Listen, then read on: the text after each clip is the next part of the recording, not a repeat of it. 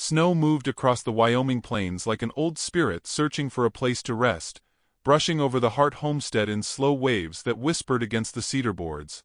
Evelyn Hart stood alone near the chopping stump behind her cabin, breath spilling into the frozen air like thin smoke. She was 26, beautiful in the quiet way a winter sunrise is beautiful, soft around the edges, pale, patient, unwilling to boast. Years of solitude had shaped her into something the world rarely noticed but always felt, the way a lantern's glow lingers even after it has been carried away. She swung the axe with steady arms, not from strength alone, but from the fierce determination of a woman who had learned that no one else would keep her warm. The logs split cleanly, falling to either side like all the problems she pretended she could handle. The cabin behind her looked small against the endless white, a stubborn little structure pressed against the land as though holding its breath. Her father built it when the world seemed kinder, when the frontier felt like a promise rather than a place that stole more than it gave. Evelyn sometimes felt him in the wood grain, in the careful joints of the porch rail, in the eternal scent of pine that lingered in the walls. He had been the last person to love her without reservation. When he died, something in her chest went quiet, like a clock that lost its pendulum. Snow gathered on her shawl as she lifted the final stack of wood and carried it toward the door. The cold nipped her cheeks, but she didn't flinch. Winter had lived inside her far longer than it had lived outside. The wind shifted suddenly, pulling her hair across her face.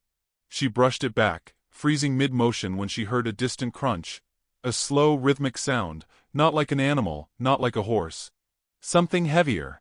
Something determined. She listened, breath stalled, the silence around her growing sharper. Another crunch, closer this time, deliberate, waited. She tightened her fingers around the firewood. Even without looking, she sensed change approaching.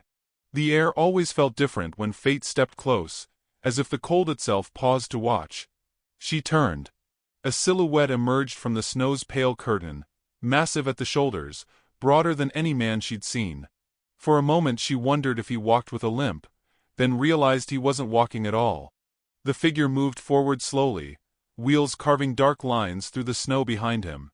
A wooden wheelchair, rough but strong, pushed by large hands that dwarfed the armrests. The man sitting in it was a giant, her father would have said carved from the bones of mountains. Fur hung across his shoulders like a cloak, his chest bare beneath it, skin bronzed and scarred, breath rising in warm clouds.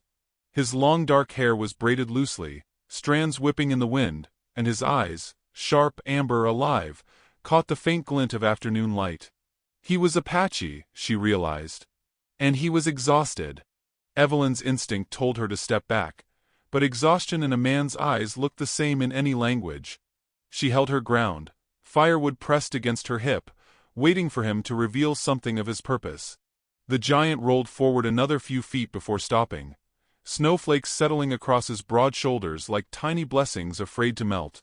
When he finally spoke, his voice was low, deep, and frayed at the edges. It carried the weight of someone who had learned to speak only when needed. He looked up at her, not pleading, not demanding, only hoping.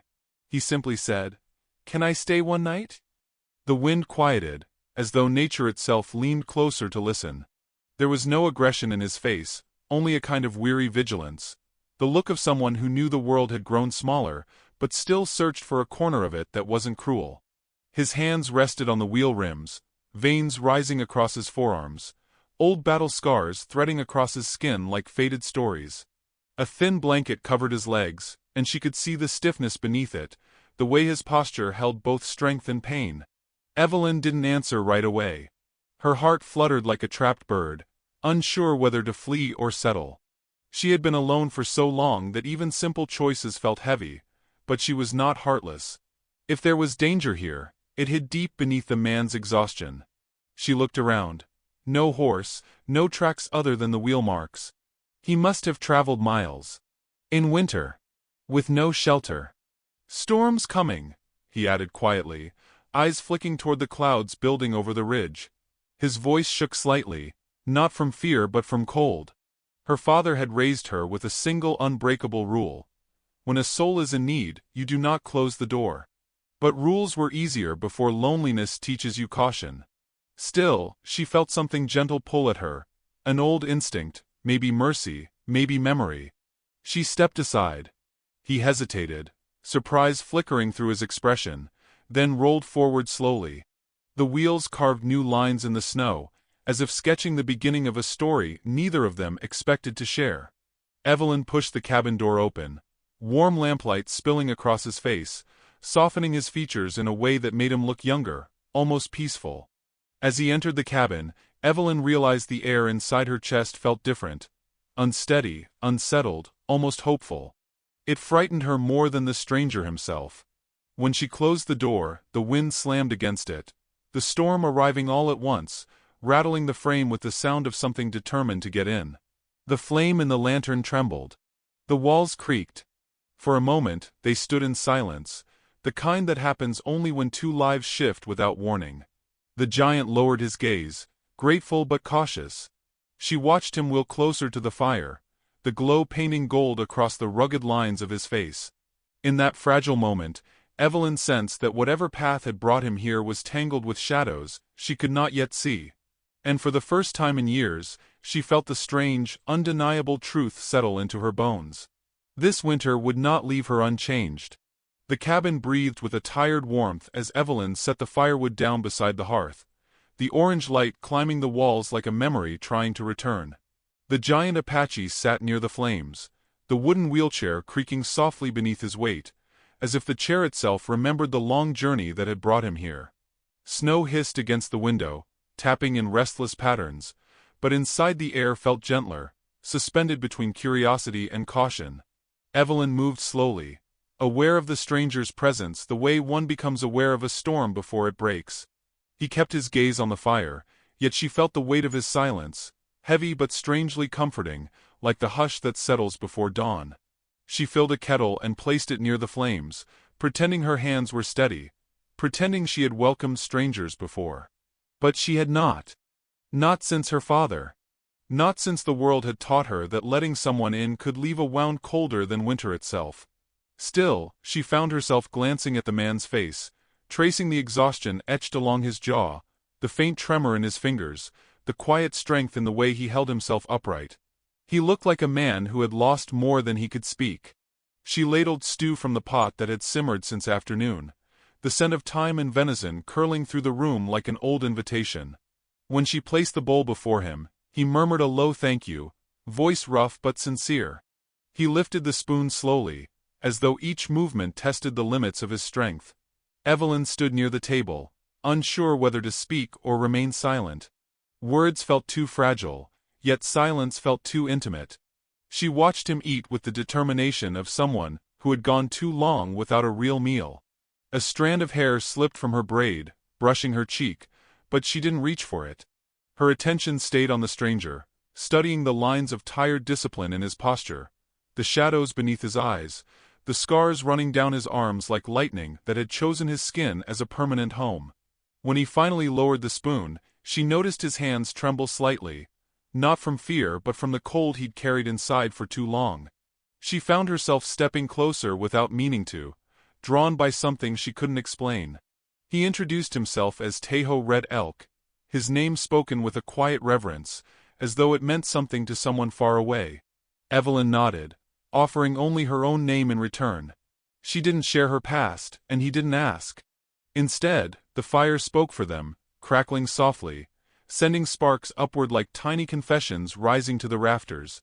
The storm deepened outside, pressing against the cabin's walls with the insistence of a world determined to enter. Tejo listened to the wind, brow furrowing slightly. Evelyn sensed a tension in him, a faint stiffness at the mention of the storm's growing force, though he said nothing. She realized he had likely weathered too many storms alone. She realized, too, that letting him stay felt strangely right, as though her father's old rule, never turn away a soul in need, had flickered back to life inside her chest. She leaned against the table, allowing herself to breathe more evenly. Morning crept in quietly, casting silver light across the floorboards. Evelyn woke early, instinct guiding her steps to check the coals, to stir the fire, to glance toward the stranger sleeping near the hearth. Tejo sat awake, hands folded in his lap, head bowed slightly. He was not a man who slept easily, she could tell. When he lifted his gaze to her, there was no startle, only acknowledgement, as though he had felt her approach before she made a sound. She made coffee, the smell filling the room like a gentle reminder that time still moved forward, no matter how long winter tried to hold it still. He accepted the cup with a nod, taking slow sips. She noticed the way he held the mug with both hands, absorbing its heat, grounding himself despite the weight of his own stillness. Sunlight brushed his features, softening the severity of his scars, and revealing a man whose strength came from endurance, not pride. Evelyn felt her chest tighten unexpectedly. She had not felt such awareness in years. Later, while Tejo rested near the window, a knock sounded. Sharp, abrupt, unwelcome. Mrs. Alma Ridge stepped inside with her usual swirl of cold air and concern, shawl flapping like an irritated bird. Her eyes shifted from Evelyn to Tejo, freezing mid-motion. For a moment the cabin felt smaller, the silence heavier. Alma's voice trembled as she asked if Evelyn was safe, if she needed help, if she understood the trouble that might come from sheltering an Apache man. Evelyn straightened, lifting her chin with a quiet defiance she hadn't used in years. She assured Alma that Tejo was a guest, not a threat. Alma left reluctantly, promising to keep an eye out, which was frontier language for spreading news faster than wind. When the door closed, Evelyn felt the first ripple of conflict rising, subtle but certain. The town would not understand. They rarely did. Tejo's expression remained calm, though the muscles in his jaw tightened slightly. He did not apologize. He did not offer explanation. He simply thanked her for her kindness. The sincerity in his voice settled into her chest like a warm ember. Later in the afternoon, Evelyn noticed Tejo trying to move one of the heavier chairs with the side of his wheelchair. She hurried to assist, but he lifted a hand, stopping her. With deliberate effort, he steadied the chair himself, maneuvering it slowly, refusing to show the weakness in his legs. She understood the pride behind the gesture, the silent battle he fought each time he refused help. She stepped back, respecting his boundary, yet her heart softened further. When he finished, breath slightly unsteady, she offered water, neither pitying nor withdrawing. Their eyes met for a quiet moment, a moment filled with unspoken recognition. Two people used to bearing their burdens alone, suddenly standing where burdens might be shared. Near dusk, the storm thickened again, dark clouds rolling over the horizon like a relentless tide. Sheriff Maddox Clay rode up the path, boots crunching in heavy steps as he approached the cabin with authority, and something sharper beneath it. He had once courted Evelyn, then discarded her when the attention became inconvenient. Now he scrutinized Tejo through the doorway, suspicion shading every breath. He warned Evelyn that harboring a stranger, especially an Apache, would attract the wrong kind of trouble. His voice carried the sting of jealousy, though he masked it with duty. Evelyn felt old anger stir, slow and steady, rising like thawing earth beneath snow. She stood between them without hesitation. Maddox's warning hung in the air long after he rode away, leaving Tejo silent and Evelyn shaken, though not broken. As night settled, she watched Tejo adjust his blanket, eyes distant. Something in him seemed to fold inward at Maddox's visit, a memory perhaps, or a wound deeper than the cold could touch. She wanted to ask, yet knew she shouldn't. Instead, she stoked the fire, letting its warmth speak for her. Tejo looked at her with a quiet intensity, one that felt like gratitude wrapped in sorrow. And in that fragile moment, with the storm rising again, Evelyn sensed that whatever path he had traveled to reach her door carried danger still following behind. And danger, she realized, had just found their doorstep.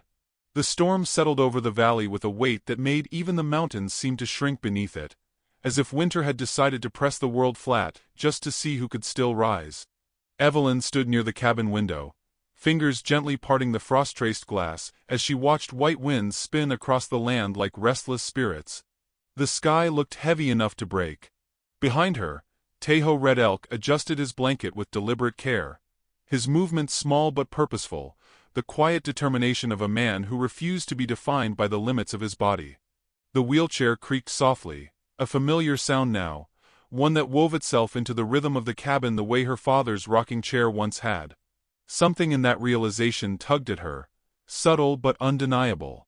She turned from the window, watching as he reached for the small wooden carving he'd begun the night before. A block of cedar rested on his lap, bark shaved away to reveal the outline of a bird emerging beneath his steady hands. His knife glimmered in the firelight, cutting delicate slivers that fell into a small growing pile at his feet. She moved closer, drawn by the focus in his expression, the reverence in each stroke of the blade.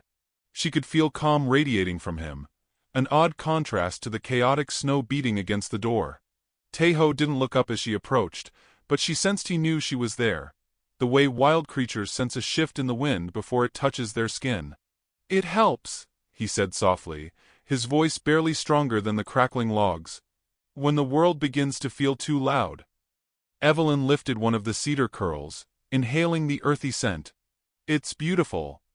Her voice felt fragile in her throat, not because she feared him, but because she feared getting used to him being here, feared the way his presence softened the edges of a life she had allowed to grow too sharp. Tejo paused his carving. His eyes, deep, dark, observant, lifted to meet hers. "It reminds me of home." She sat on the low stool across from him, letting the warmth of the fire seep into her chilled fingers. She didn't ask where home was. He had avoided the topic, and she understood the need to protect wounds that hadn't healed cleanly. She'd done the same. So instead she waited, offering silence without pressure, a gift she rarely knew how to give but felt compelled to offer him. Outside, the wind howled, dragging long echoes across the cabin walls. Tejo's eyes flicked toward the sound with something like recognition and sorrow. "Storms used to mean something different," he murmured. "Gathering, singing, children helping elders. Now they're just noise." Evelyn felt the truth in his words settle into the room like dust over an untouched shelf. "Do you miss it? Your people?" He hesitated, the knife stilled in his hand. The fire snapped, scattering sparks like tiny constellations. "They think I died," he said finally. "It is easier for them that way. Easier than accepting the piece of their world that did return is not the same." A blade of pain crossed Evelyn's heart. She knew the feeling of returning changed. People expected you to be who you were before grief hollowed you out. They didn't know what to do with the version that came after. "Not all who return broken stay that way," she whispered. Tejo's gaze deepened, his expression unreadable but not unfeeling. "You speak like someone who has carried winter inside longer than I have." She looked down, fingers twisting in her skirt, unwilling to let him see the truths she'd buried beneath quiet survival. But something in his words pulled them closer to the surface, like a thaw loosening frozen earth. "Loneliness teaches lessons nothing else can," she offered softly. "It teaches you which parts of yourself you lost without realizing." He hummed, a low, thoughtful sound. "And which parts you still hope to find." For a while they let the quiet settle again, the kind of silence that didn't need filling. Then Evelyn stood to refill the kettle, her shoulder brushing his as she passed. The touch froze her mid-step. She hadn't meant to make contact, yet the moment her sleeve brushed his skin, warmth rushed through her like a startled heartbeat. She stepped away quickly, cheeks warming, though a part of her was startled by how naturally the moment happened, how natural it felt. Tejo didn't acknowledge it, but his fingers tightened around the carving, knuckles pale in the firelight. When the kettle whistled softly, Evelyn poured them both tea, the steam rising in soft spirals. Tejo accepted his cup with steady hands, though she noticed a faint tremor, the lingering ache of cold and long travel. His face softened as the warmth seeped through his skin. "Thank you," he said again, though this time the words felt heavier, more layered, carrying something deeper than gratitude.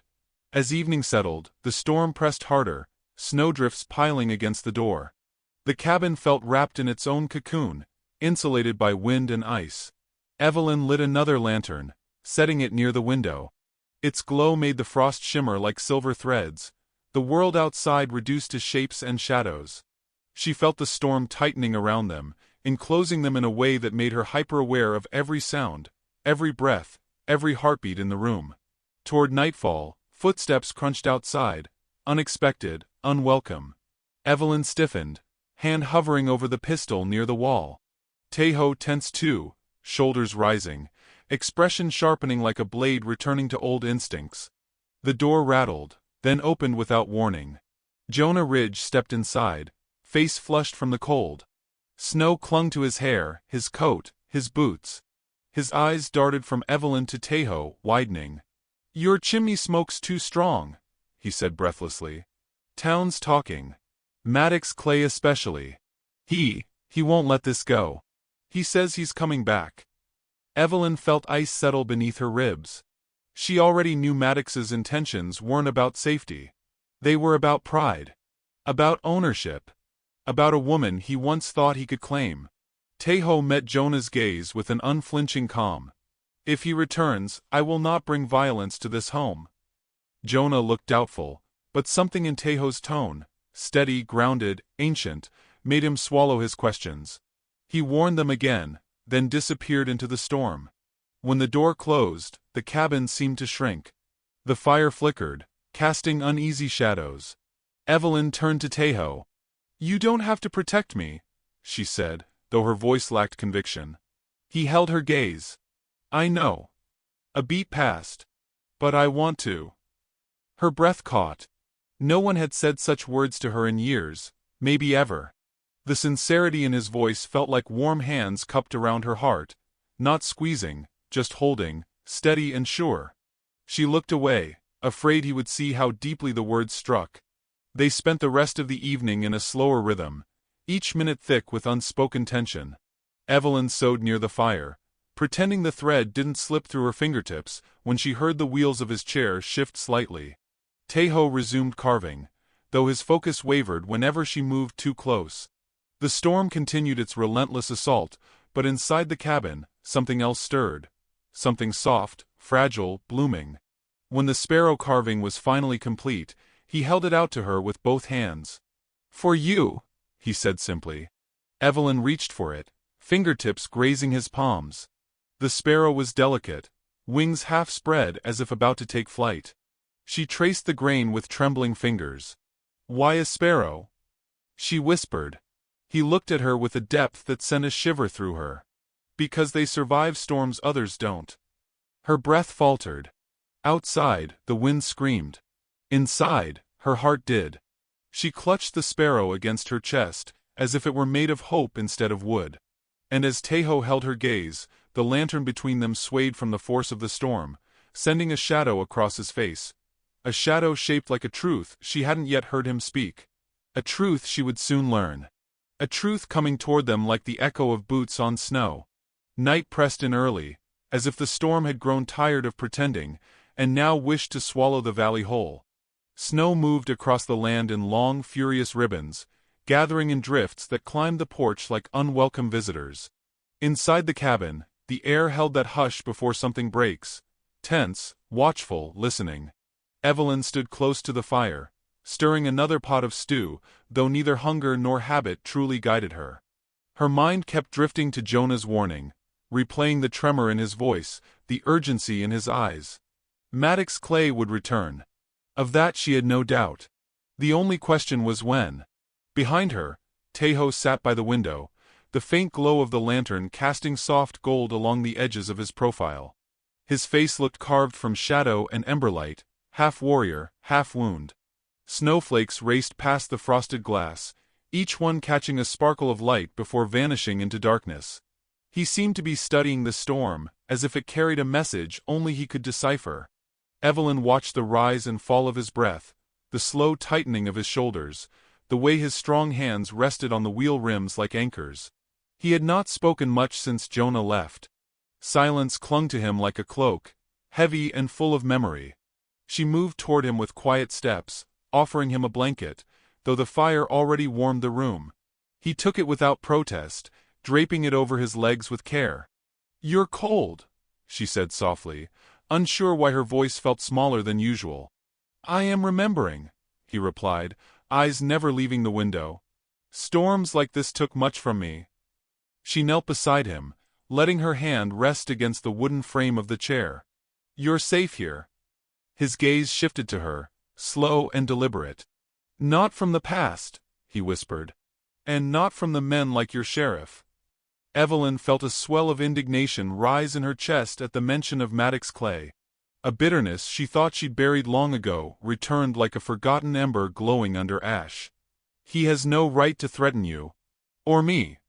Taeho studied her face carefully, as if searching for something buried beneath her words. He believes you belong to him. I never did, she said sharply, then softened her tone. I never will. A spark flickered in Taeho's eyes, something like respect, something like sorrow, something like understanding. The storm rattled the window again, dragging a long, low moan across the glass. Evelyn stood and placed another log in the fire, the flames rising with a soft roar. The cabin brightened, but the tension inside it did not fade. It only shifted, thickening in a way she could not name. Hours passed in a slow crawl, each minute heavy with expectation. Taeho worked the wheels of his chair closer to the fire, rubbing his hands to stir warmth into them. Evelyn brought him tea, sitting near the hearth with her knees pulled close, chin resting atop them. She watched him, sensed the weight he carried in every breath. He watched her too, but not in a way that intruded.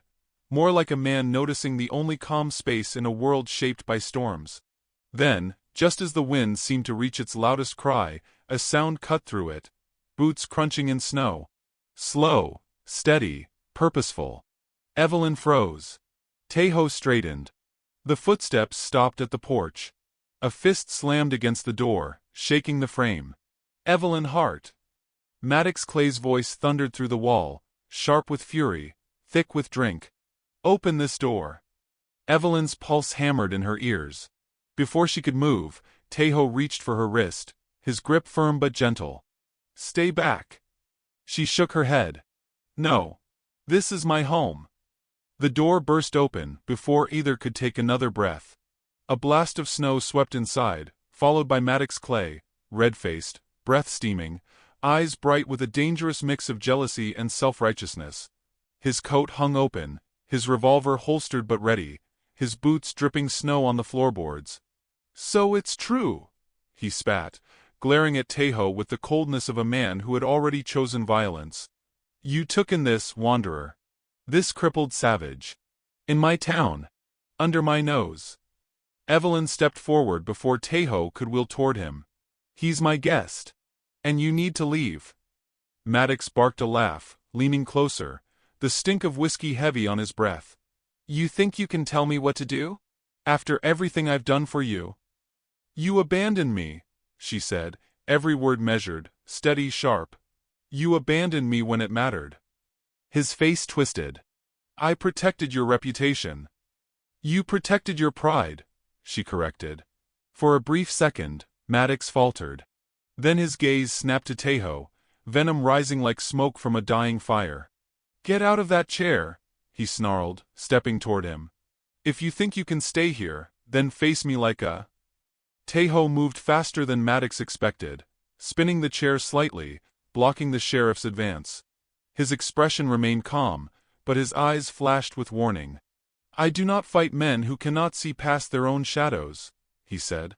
Maddox grabbed the chair's handle, shoving hard. The wheels skidded on the floor. Taeho's hand slipped, catching the edge just in time. Evelyn gasped, rushing forward, but Maddox pushed again, angrier, harder. The chair lurched sideways, catching on a knot in the wood. Taeho's arm struck the wheel's rim with a sharp crack. A cut split open along his forearm. Blood trailed down the spoke. Red drops fell onto the wheel tracks winding across the floor. For a moment, the room went terribly still. The fire crackled. The wind howled. Taeho clenched his jaw, holding the chair steady through sheer strength of will. Evelyn stood between them now, furious enough to shake. Stop this! She screamed. Get out! Maddox stared at her as if seeing her for the first time, not as a woman he once fancied, but as a barrier he could not cross. Something cold and dark flickered through his eyes. You'll regret choosing him, he said, voice low and trembling with anger. Women like you always do. Women like me learn, she replied. Her voice didn't shake. Taeho's didn't either. Leave this place, he said, calm as snowfall but sharp as its bite. Maddox hesitated, then stepped back. Not out of respect, out of calculation.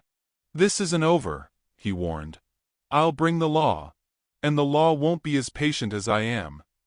He slammed the door on his way out, snow exploding inward for a moment, before the wind sealed the silence behind him. Evelyn turned instantly to Tejo, dropping to her knees beside him. She reached for his bleeding arm, her fingers trembling as she pressed cloth against the wound. His breath hitched softly, not from pain, but from the nearness of her. She cleaned the blood with shaking hands, her focus fierce and tender all at once. Tejo watched her with an expression she couldn't decipher, something deep and resonant, something that made the flames behind him seem brighter. "You protected me," he murmured, voice rough. "You protected me first," she whispered, not looking up. For a heartbeat, neither spoke. Their breaths mingled in the warm air, the fire casting slow-moving shadows across the walls, the scent of cedar and winter thick between them. Then Evelyn lifted her head, eyes glistening with fear she didn't try to hide. "He's coming back," she said. "And he won't be alone." Tejo's gaze deepened.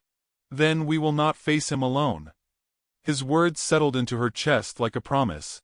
And somewhere behind the storm, the echo of distant hooves began to rise, soft at first, then clearer, closer, unmistakable, carrying the weight of a night that would test them both. Dawn came quietly, as if unsure it had the right to touch a night that had shaken the world inside Evelyn's cabin. The storm had eased by morning, but the silence it left behind felt heavier than snow itself. Evelyn moved slowly through the dim light, gathering water, stoking the fire, checking the bandage wrapped around Tejo's wounded arm. He sat near the hearth, half-shadowed, half-lit, a man carved from the contradictions of strength and vulnerability. Though exhaustion lingered around his eyes, there was also a steadiness there, a calm forged not from ease but survival. When she touched his bandage he didn't flinch. Instead he watched her with a depth that made her breath catch in her chest. She withdrew her hand too quickly, the warmth lingering on her fingertips like an echo she wasn't ready to understand. Outside, wind combed through the trees with a gentler hand, but the tracks from Maddox's boots still scarred the snow, dark reminders pressed into white earth. Evelyn couldn't look at them without feeling her heart tighten. She knew what Maddox was capable of when his pride twisted into anger. Tejo followed her gaze through the window, then spoke with a quiet certainty that made the room feel smaller and safer all at once. "He'll return," he said. "Men like him carry grudges like others carry weapons." She nodded, fingers gripping the edge of the table. "And what will you do when he does?" His answer came slowly, like truth drawn up from deep water. "Whatever I must. But I will not run." There was no bravado in his tone. No threat. Just truth. She swallowed hard. "Why?" Tejo's gaze lowered to his hands, scarred, strong, shaking only faintly from last night's struggle. "Because running is all I've done since the day I was carried from the ambush. I left the life I knew, the people I loved, the man I used to be. I survived, but I did not live." He looked up again, eyes dark and steady. "Coming to your door was the first time in years I chose to move toward something instead of away." Her breath trembled. She sank into the chair opposite him, hands clasped to still their trembling. A moment stretched between them, thin as silk, fragile as breath. "You could have died last night," she whispered. "Because of me." "No," his voice softened. "Because of him. And because the world breaks men who fear what they do not understand." The fire cracked, sparks leaping upward as if stirred by the truth. Evelyn felt something shifting inside her. Not fear, not longing, but a quiet recognition that she had been waiting for a moment like this without knowing it. "You should rest," she said weakly. "Your arm." "My arm is only a mark," he interrupted gently. "But your fear, that is deeper." She looked away, heart pounding in her throat. "You don't know what I've lived." "I know enough," he murmured, "to see where the cold still holds you." She blinked rapidly, vision blurring. No one had ever spoken to her like that. Not with understanding. Not with truth touched by tenderness. "Why do you care?" she whispered. He didn't answer immediately. Instead he shifted his chair closer, slow and deliberate, the sound of the wheels brushing softly against the floorboards. When he stopped before her, the firelight framed him in a warm halo, as if the room itself leaned closer to hear what he was about to say. "Because the first moment you opened your door," he said, voice deep as winter earth, "I felt something I thought I had lost. A place that wasn't threatened by my brokenness. A woman whose eyes held strength even her silence could not hide." Her breath shuddered. She looked at him fully, no longer hiding. He continued, the words flowing like a confession shaped over sleepless nights. "I have lived with pain. With loss. With the knowledge that I will not walk again. Many would see only what I cannot do." His hand reached out slowly. She didn't pull away. "But you!" His fingers brushed hers, warm and trembling. "You see what remains."